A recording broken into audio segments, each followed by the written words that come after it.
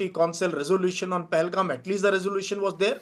But getting all the all the ambassadors here, world leaders talking to Prime Minister Modi, all P5 speaking in unison against this attack. So we have created a ground to isolate Pakistan and pin this entire thing on Pakistan. Now, the second meeting, which is going to take place, as you said, probably tomorrow, where we have seen the series of meetings taking place, CDS with the service chiefs, CDS with then the Raksha Mantri briefing the Pradhan Mantri, and now probably the CCS will meet again, review the effect of the actions they have taken, and plan for further action. This time, the best part is there is no knee-jerk reaction. India is taking very solid, calculated decisions. And I'm sure the best part is the entire nation is with the government of India, including the people of Kashmir, which is a big change in this particular incident. Rakshit. Right.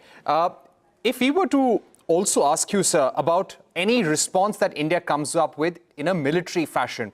Now, the expectation is, and the Prime Minister has given a very strong speech in Bihar, where it was clear that India will come up with a response. And we've seen that in Uri, we've seen that after Pulwama with the Balakot airstrikes, that there is all possibility of a limited, calibrated response from the Indian forces. What are the pros and cons of such an exercise? And how do you make sure that it is effective and has a deterrent effect? See, I think this time it is going to be whole of a nation approach. Not only all the three services are going to be working in unison. We have a CDS now, and so that system is working very well. And I'm sure with the Home Ministry, the intelligence agencies, the targeting of various launch pads, targeting of terrorist camps, and the effort will be, at least what I feel, will be how can we target this terror-making machinery which operates under the ISI, which operates directly under the Pakistan military. See, I've been telling one thing throughout, whatever I'm reading or understanding I have Pakistan, is somehow we must take measures to isolate the Pakistan army from its people. It's a rogue army. And all this, whether it is Asim Munir or many other chiefs, the kind of venom, the kind of, hysteria they try to create with this Hindu-Muslim narrative and try to bring religion. No service personnel I've seen do this kind of, playing to the galleries.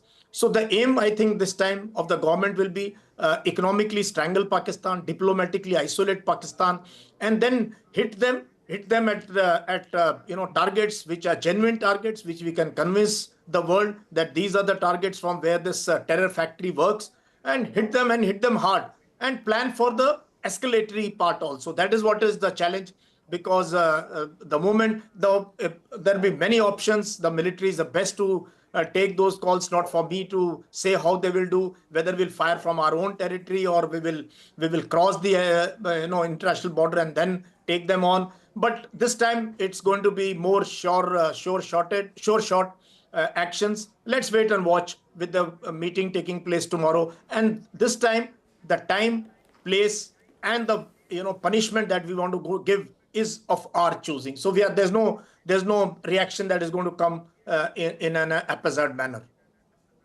Right. Do you feel, sir, that for the long term, if we have to be successful, we will have to come up with a strong roadmap to economically isolate Pakistan, be it with the Indus Waters Treaty, making sure that we build those dams, that infrastructure that cuts out the water lifeline. We use other measures to make sure that trade with Pakistan becomes difficult. The airspace, the Indian airspace remains inaccessible for Pakistani airliners. What more can we do to ensure that there is a long-term deterrent effect? See, Parikshit, I've been saying that all these measures we have tried earlier, trying to, choke Pakistan economically, stop trade with Pakistan. There is big brother, China is always there to support Pakistan. They say that higher than mountains, deeper than ocean, and sweeter than honey is their relationship. So China is the guy, the big guy in this entire thing, which always bails out Pakistan. What we have to try and convince, now our relations with China are improving. This is something really very good that it started sometimes in October. And now disengagement, de-escalation, and maybe de-induction takes place in this summer. So with what we have to try and convince is we must pin this entire thing on the Pakistani establishment, the Pakistani state. Somehow we must ensure that the kind of hold the Pakistani generals have on their public, on their polity, on decision making in that country, that is what has to be hit. And for that, India must do whatever it can do. But at the same time, it must make friends. I've been always advocating talking to Taliban, or we are talking to Taliban. Iran is a very important player. They are also suffering from whatever is happening on the Iran-Pakistan border, you're aware. So Afghanistan, Pakistan, Iran on one side, convince China that finally your interest, your commercial interests in Pakistan are best safeguarded under Pakistan political leadership and not necessarily under the military. So we have to find reasons and causes and take actions how to weaken the Pakistan military. Our target should be the Pakistan military, the ISI, and this entire system, which we call as the epicenter of terrorism. That is where the challenge is, and I'm sure our authorities must be looking at those solutions. All right. Thank you, Major General Yash Moore, for joining us. With that, it's a wrap on this edition of News Center. More news and updates continue right here.